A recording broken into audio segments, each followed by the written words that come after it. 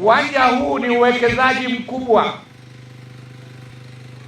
utakuwa ni uwanja unaokidhi vigezo vya CAF, uwanja wa kimataifa, lakini umejengwa, sio kwamba kuna eneo lilitengwa.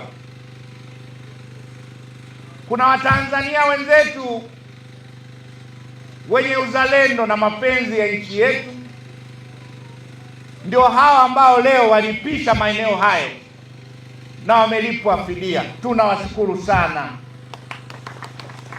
Swala sio pesa, swala pia ni ile dhamira kwamba mimi napisha kwa ajili ya kitu cha maendeleo. Nyie wote mliopisha na kulipwa fidia mnabaki katika kumbukumbu kwamba ni Watanzania wazalendo mnaopenda nchi yenu na kupisha maendeleo makubwa kama haya.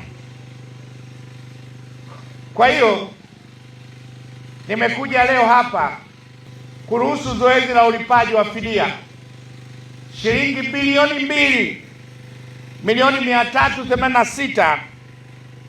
2,386,970 ambazo Mheshimiwa Rais Dr. Samia Suluhu Hassan ameidhinisha kupitia Wizara ya Michezo, na mimi kama kiongozi wa serikali na kwa hundi hii nikiri fedha tumepokea na zipo. Sasa mpaka mnanileta hapa na kuashiria hundi, mrudi mkaanze kuzilipa hizi hela na wananchi wazipate kwa haraka zaidi. Hela zipo, sasa zilipwe.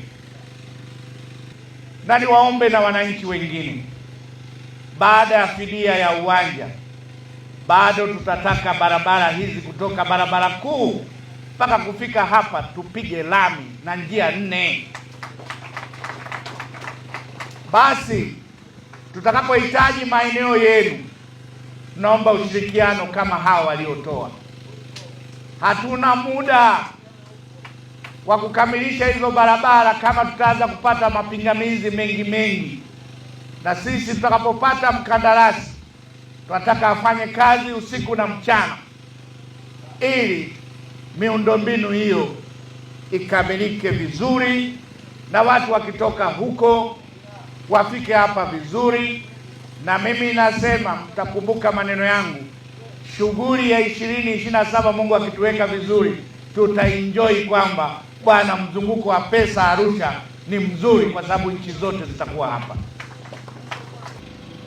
Jumla ya wananchi 12 wamelipwa fidia katika eneo la mradi. Kati ya hao wananchi 7 walilipwa fidia na halmashauri ya jiji la Arusha, na wananchi 5 wanalipwa fidia na Wizara ya Utamaduni, Sanaa na Michezo. Mheshimiwa Mkuu wa Mkoa, eneo lote lililotolewa na halmashauri ya jiji la Arusha na maeneo yaliyotawaliwa kutoka katika wananchi mbalimbali linafanya ukubwa wa ekari 83 ambazo ndizo uwanja wa mpira unajengwa juu yake.